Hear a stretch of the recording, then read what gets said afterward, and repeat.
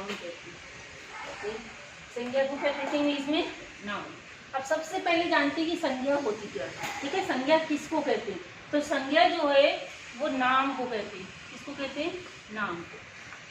संज्ञा नाम को कहते हैं। दूसरे शब्दों में संज्ञा विकारी शब्द है। विकारी शब्द, संज्ञा जो है विकारी शब्द है। विकारी शब्दों में हमने पढ़ाया था कि संज्ञा विकारी शब्दों के 4 भेद होते हैं, संज्ञा, सर्वनाम, विशेषण और क्रिया। ठीक है, तो उसमें ही संज्ञा का ये विकारी का भेद है।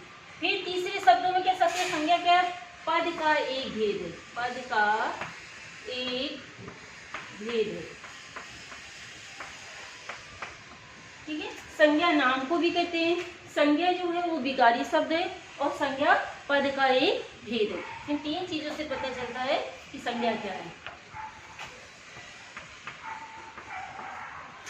ठीक है, संज्ञा नाम को भी कहते हैं, संज्ञा विकारी शब्द है और संज्ञा पद का एक भेद है। पद किसको कहते हैं? शब्द को कहते हैं। जब हम वाक्य बनाते हैं, जैसे राम अच्छा खेलता है,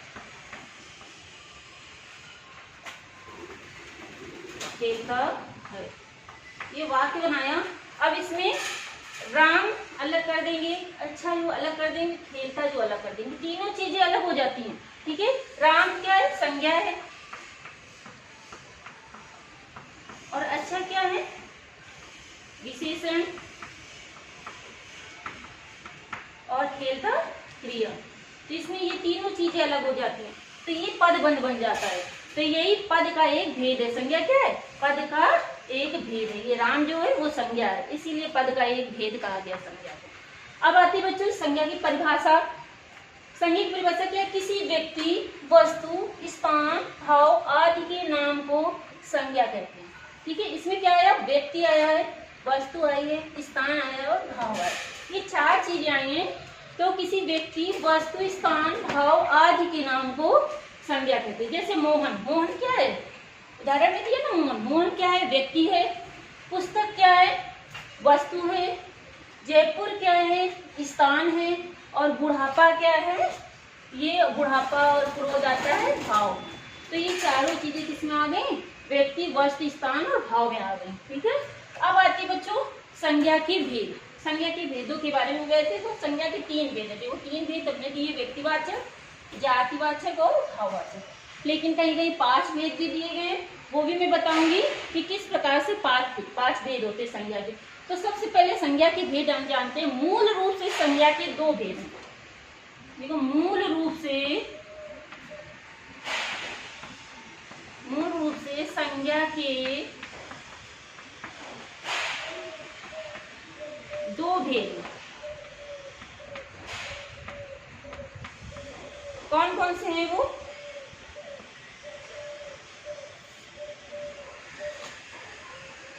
एक तो यथार्थवाचक,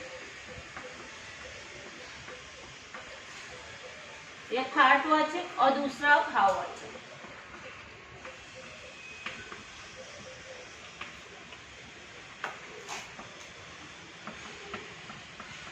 संज्ञा के कितने भेद मूल रूप से बताए गए?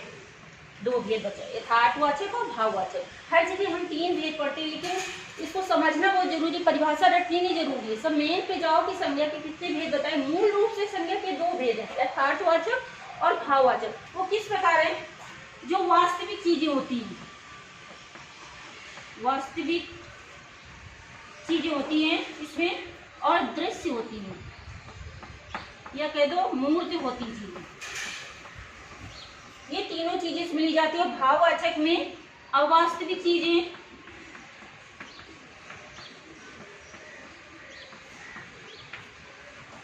अदृश्य और अमूर्त होती चीजें। इसमें कुछ दिखाई नहीं देता, केवल महसूस किया जाता है। भाववाचक संज्ञा में क्या है? केवल महसूस कर सकते हैं, देख नहीं सकते। और यथार्थवाचक में हम देख सकते हैं, उसको दृश्य सामने से देख सकते हैं, वो आती है यथार्थवाचक में। अब इसके भेद किए गए कितने? इसमें आती नंबर 1 व्यक्तिवाचक संज्ञा,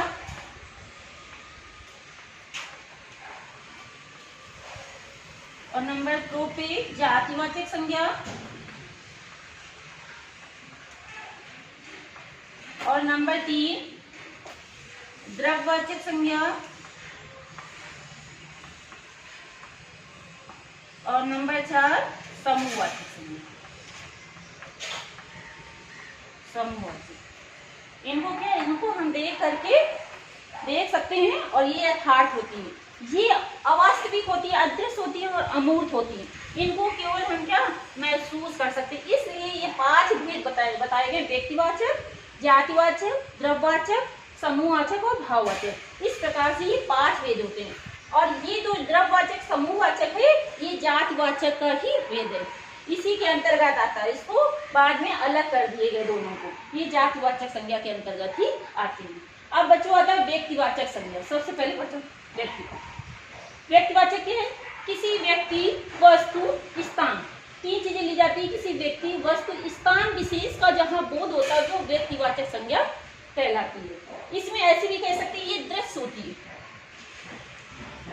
इसमें जो शब्द होंगे वो दृश्य होंगे, हम देख सकते हैं। ये जातिवाचक में भी होती है और व्यक्तिवाचक में भी होती है। और इसमें ये चीज होती है, ये एक वचन होता है, इसका बहुवचन नहीं बन जाता। जो व्यक्तिवाचक संज्ञा के अंतर्गत शब्द आते हैं वो एक वचन में ही प्रयुक्त, उनका बहुवचन नहीं बनाया जा सकता। जैसे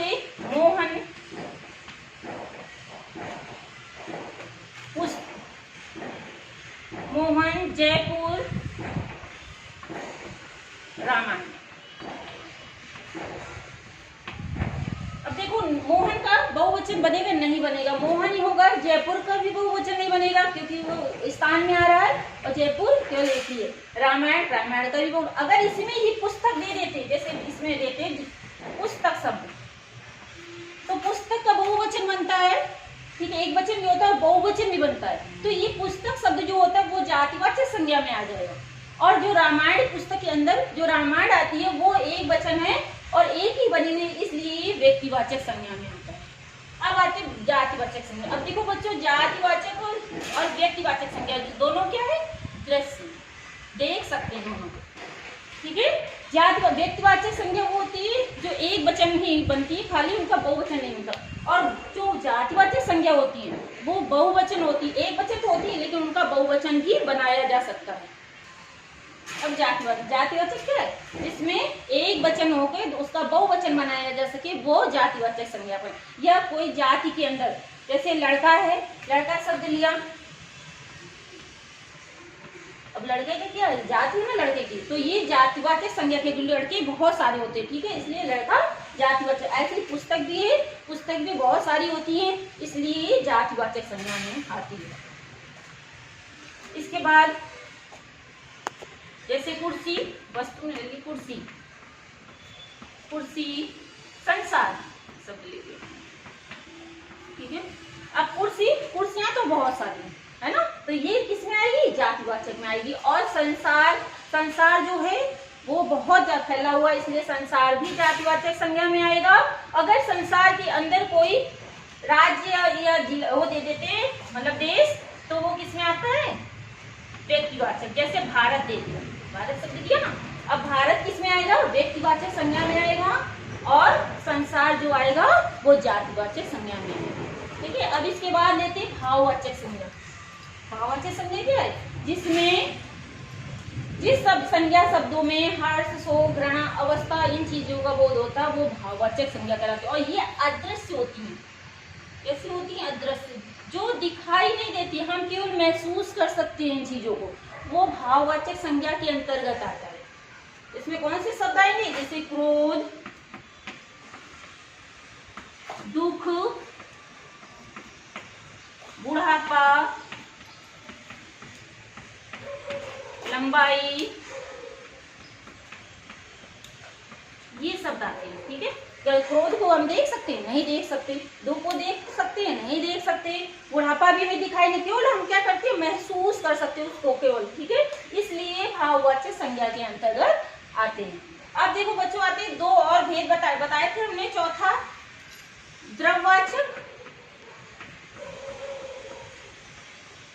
द्रव्यवाचक संज्ञा, और 5वां समूहवाचक संज्ञा।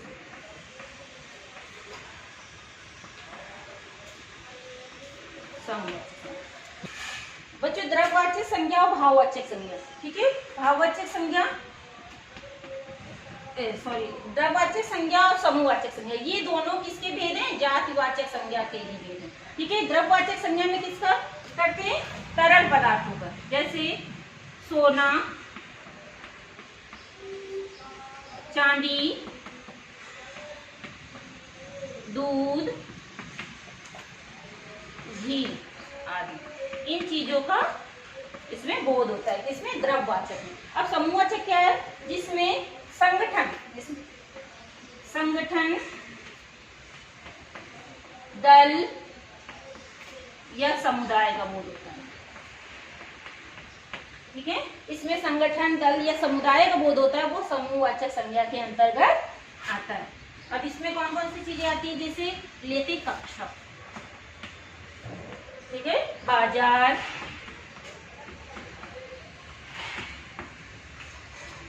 दल, सेना,